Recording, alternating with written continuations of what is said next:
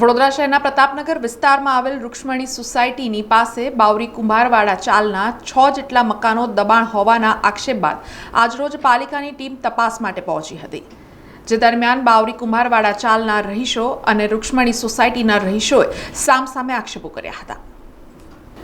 વડોદરા શહેરના પ્રતાપનગર વિસ્તારમાં રૂક્ષ્મણી સોસાયટી અને બાવરી કુંભારવાડાની ચાલ આવેલી છે, જે ચાલમાં 6 જેટલા મકાનો આવેલા છે। રૂક્ષ્મણી સોસાયટીના કોમન પ્લોટમાં ચાલના મકાનો આવતા હોવાથી આ ગેરકાયદેસર મકાન બનાવેલ હોવાના આક્ષેપ રૂક્ષ્મણી સોસાયટીના રહીશો દ્વારા કરવામાં આવ્યા હતા।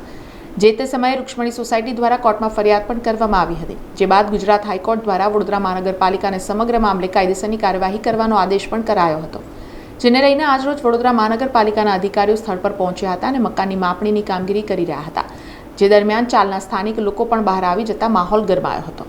અમારી આ વોર્ડ નંબર 14માં રૂક્ષ્મણીનગર સોસાયટી આવેલી છે। પ્રતાપનગર વિસ્તારની અંદર અમારી સોસાયટીની 20 ઘરની મકાનની સોસાયટી છે। તેના સોસાયટીમાં કોમન પ્લોટ આવેલો છે, જે વર્ષોથી અમારો છે સૈયારો 20 ઘરનો। તેની અંદર બાજુની જે જગ્યા છે તે સરકારી છે 161 ટીકા નંબરની। સોસાયટીના કોમન પ્લોટ તથા બાજુની જે સરકારી જે જગ્યા છે તેની અંદર ગેરકાયદેસર રીતના 4 થી 5 ઝૂંપડા આવેલા છે અને તે લોકોને અમે વાડે ઘડે અમે રજૂઆત કોર્પોરેશનમાં કરીએ છીએ અને વોર્ડ ઓફિસમાં પણ કરીએ છીએ। અને જે ઝૂંપડા હતા તે તોડીને એ લોકોએ પાકું મકાન બાંધકામ કરી દીધેલું છે, સ્લેબ કરીને આખું પાકું બાંધકામ, બરાબર। અને એની વાડે ઘડે અમે કોર્પોરેશનમાં લેખિત તથા મૌખિક વાડે ઘડે અમે 3 થી 4 વર્ષથી અમે રજૂઆત કરીએ છીએ અને એના બેઝ પર કોર્પોરેશને કોઈ પણ એ ટાઈમે એઝ ઇટ ઇઝ કંઈ કાર્યવાહી કરી નથી। પછી એના બેઝ પર અમે હાઈકોર્ટ પર ગયા હતા। હાઈકોર્ટે જે પણ ઓર્ડર કર્યો છે અમારા ફેવરની અંદર કે ભાઈ જે પણ તાત્કાલિક ધોરણે હોય ત્યાં લીગલી બાંધકામ હોય કે ગમે તે દૂર કરવું। કોર્પોરેશને એ બેઝ પર જે દૂર કરવાની જગ્યાએ નોન યુઝ કરી દીધું હતું મકાન। એના ત્યાર પછી એઝ ઇટ ઇઝ એ મકાનની અંદર નોન યુઝ કરેલા મકાનની અંદર આજની હાલની તારીખમાં પણ એ લોકો ત્યાં આગળ રહે છે અને અમારે પણ એ જ કહેવાનું કે કોર્પોરેશન એની પર એક્શન કેમ લેતું નથી। આજની તારીખમાં પણ અમે કોર્પોરેશનમાં પણ જઈને એ જ રજૂઆત કરી કે ભાઈ નોન યુઝ મકાન હોય એમાં લોકો રહી કઈ રીતના શકે। એનો વેરો પણ ચાલુ છે, 2022-23 થી નોન યુઝ કરેલું છે, લાઇટ બિલ ને બધું છે, સોલર પ્લાન્ટ નાખેલો છે। એ કયા બેઝ પર આપેલા છે? આજે જે ઘટના ઘટી છે અમે વાડે ઘડી અમારા કાઉન્સિલરોને અમે લઈ જતા હતા, એની પર એમના કહેવાથી કે બધાથી આયા કોર્પોરેશન માટે જે માપણી કરવા આવ્યા છે, બરોબર છે, એ લોકો અત્યારે રોડની માપણી કરીને જતા રહેલા છે કે ભાઈ ગેરકાયદેસર કેટલું છે, લીગલી કેટલું છે, બરોબર। તે પિયુષ ગૌલે કરીને આવેલા છે કોર્પોરેશનમાંથી। અમારી જે માંગ છે તે જે લીગલી જે કાર્યવાહી થતી હશે તે કાયદેસરની કરો અને જે સરકારી જે જગ્યા છે તેની બધી ગેરકાયદેસર દબાણ દૂર કરવા અને અમારો જે કોમન પ્લોટ છે તે અમારે ખુલ્લો કરી આપવો। તો બીજી તરફ બાવરી કુંભારવાડા ચાલના રહીશોએ 80 વર્ષથી વધુ સમયથી અહીં રહેતા હોવાનું જણાવ્યું હતું અને રૂક્ષ્મણી સોસાયટીના રહીશો દ્વારા ચાલમાં રહેતા ગરીબ લોકોને ખોટી રીતે હેરાન કરતા હોવાના આક્ષેપો કર્યા હતા। અમે 100 વર્ષ 200 વર્ષ લગી રહ્યા છે। અમારો વેરો આવે છે, બધું આવે છે। અને એક વાત કહું કે તમે આ બંગલા લેતા પહેલા વિચાર કરવો હતો ને કે અમારા બચ્ચા કઈ રમશે, કે લાવો અમને પહેલા આપણે ખસેડીએ। આ લોકોને ઝૂંપડા વાળા રહેતા હતા અમે, તો અમને ખસેડીએ પછી આપણા બચ્ચાઓને રમવાનો કોમલ પલોટ બી મળશે, એ વાત હતી। હવે આ લોકો કારવારી કરે છે તો અમે શું કરીએ? અમે ગરીબ માણસ કઈ જઈએ? કમાઈને ખાતા હોય અને કમાઈને અમે બનાવતા હોય। અમારી જોડે બી બધો પુરાવો છે, પણ સરકાર તઈ કહેશે ને તો તઈ રજૂ કરીશું અમે કાગળિયા બધા જ એકદમ। તો અમે અને એમને જોતો હોય તો બધાને છે એમની જોડે પૈસા 5-5 લાખ રૂપિયા, 4 જણ પેપર રહે છે, 5માં અહીં રહે છે, 5-6 જણ રહે છે, 5-5 લાખ રૂપિયા, એમને કરોડ રૂપિયા છે આના બધાને હાલવાના। પછી તમે ગરીબ માણસને સતાવો આવું એ કદી બને। આ પ્રતાપનગર રૂક્ષ્મણી સોસાયટી છે અને આમાં વિવાદ એ ચાલી રહ્યો છે કે આ સામેવાળા રૂક્ષ્મણી સોસાયટી વાળા એવું કહે છે કે અમે કોમન પ્લોટ પર રહીએ છીએ, જબકે અમે 70-80 વર્ષથી અહીંયા રહીએ છીએ। અને એડવર્સ પોસેશન લો પણ એવું કહે છે કે જે 12 વર્ષ રહી જાય એ ખાનગી મિલકત પણ એ લોકોની જ કહેવાય, અને સરકારીમાં પણ એવું છે કે 30 વર્ષ રહી લે એ એની મિલકત થઈ જાય। આજે 70-80 વર્ષ થઈ ગયા છે અને આ લોકો ખબર નહીં કયો કોમન પ્લોટની વાત કરી રહ્યા, જબકે અહીંયા આગળ અમે 1978 થી રહીએ છીએ, એની પાસે અમારો ઘરવેરો પણ છે એનો।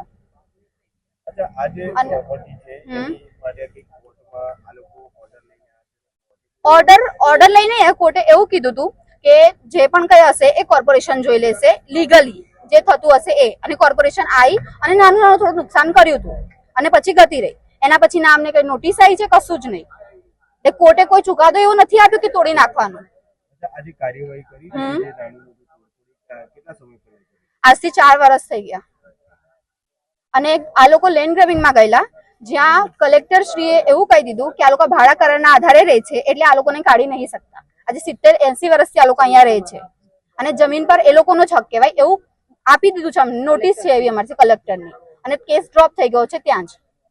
અને આજે 70-80 વર્ષથી અમે રહીએ છીએ. સોસાયટી તો અમારા કેટલા આવ્યા પછી, એટલે અમે 1978 નો ઘરવેરો અમારી પાસે છે. 1981 ખાલી પોઝેશન એ લોકોનું બનવાનું ચાલુ થયું હતું, કઈ નકશો આવ્યો હતો અને બની એ લોકો રહેવા બધા 1985-86 સુધી આવ્યા હશે. તો જે 70-75 વર્ષ સુધી એ લોકો ક્યાં ગયેલા?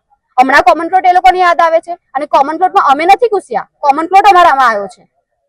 એ બિલ્ડરને એ લોકોને પૂછવું જોઈએ કે કેમ કોમન પ્લોટ અમારામાં નાખ્યો. અમે તો નહીં ગયા એ બાજુ, તો એ પ્રોબ્લેમ એ લોકોની છે, અમારી નથી. અને જે 70-75 વર્ષ ત્યારે એ લોકો ક્યાં ગયા હતા? આજે એ લોકોને એ વસ્તુ યાદ આવે છે, તો ત્યારે એ લોકોને નતું દેખાતું કે અહીંયા કોમન પ્લોટ છે? આ લોકો તો અહીંયાના છે પણ નહીં, હજુ અમારી ત્રીજી પેઢી અહીંયા આગળ થઈ ગઈ છે. તો હવે એ લોકો ક્યાંથી કહે છે કે કોમન પ્લોટ આ છે? કોઈ એના પરથી નથી લાગતું કે આ કોમન પ્લોટ છે. પ્રોબ્લેમ એ લોકોની છે, અમારી નથી. અને એ લોકોને એટલી પ્રોબ્લેમ છે તો એ બિલ્ડરને જઈને પૂછે, અમને નહીં. આજે જે ઘટના ઘટી, આજે જે વડોદરા મહાનગરપાલિકામાં એ માપણી કરીને ગયા છે. આ લોકો બહુ જ એ લોકોને ફોર્સ કરતા હતા, 30-40 જણ જતા હતા ત્યાં કહેવા માટે. હવે એ લોકોને પણ આવું તો પડે જ. અમે અમારા પુરાવા ત્યાં પણ રજૂ કરી દીધા છે, અમે અમારું બધું કામ કરી દીધું છે. તો એ લોકો ત્યાં આવ્યા હતા, માપણી કરીને ગયા છે. હા, હવે અમે એ જોવા માંગીએ છીએ કે ન્યાય કરે છે કે નથી કરતા અમારી જાત. અહીંયા કેટલા પરિવારો છે? અહીંયા અમારો એક જ પરિવાર. હા, એટલે આ એક છે, બીજા 5-6 ઘર છે પાછળ. એટલે અમે ટોટલ આટલા વર્ષથી બધા જ ઘર અહીંયા જ છે, આટલા ટાઈમથી. અને હમણાં સોસાયટી આટલા વર્ષ પછી જાગી રહી છે, ખબર નહીં કયા બેઝ પર જાગી રહી છે. સમગ્ર મામલાની જાણ કરાતા સ્થાનિક કાઉન્સિલર દીપિકા પટની પણ સ્થળ પર પહોંચ્યા હતા અને વડોદરા મહાનગરપાલિકાના અધિકારીઓ દ્વારા માપણી કરવાનું કામ થયું હોવાનું જણાવ્યું હતું અને બંને પક્ષોને સાંભળી અને તેમના દસ્તાવેજો ચકાસીને યોગ્ય કાર્યવાહી કરશે તેવું પણ જણાવ્યું હતું.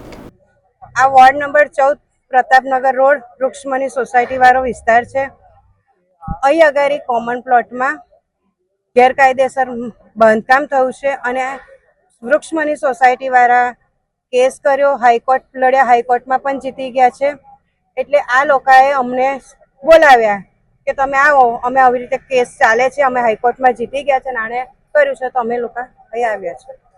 સામેવાળાનું કેવું છે કે લોકો 80 વર્ષથી વધુ સોસાયટી રહે છે ને એના પુરાવા પણ હવે અધિકારીઓએ વેરો પણ ભરે છે, વેરો પણ ભરે છે ને બધી પ્રકારની જે કાયદાકીય પ્રક્રિયા જે લોકો કરે છે, કઈ રીતે અમે પણ આ લોકોને એવું જ આશ્વાસન આપ્યું છે. અમે અધિકારીને બોલાયા, અધિકારી માપણી લઈ ગયા છે, એમના કાગળિયા લીધા છે, અમના કાગળિયા. જે સચોટ હશે એ અધિકારી બેઉ પક્ષને બોલાવીને જે સચોટ તે જવાબ આપશે.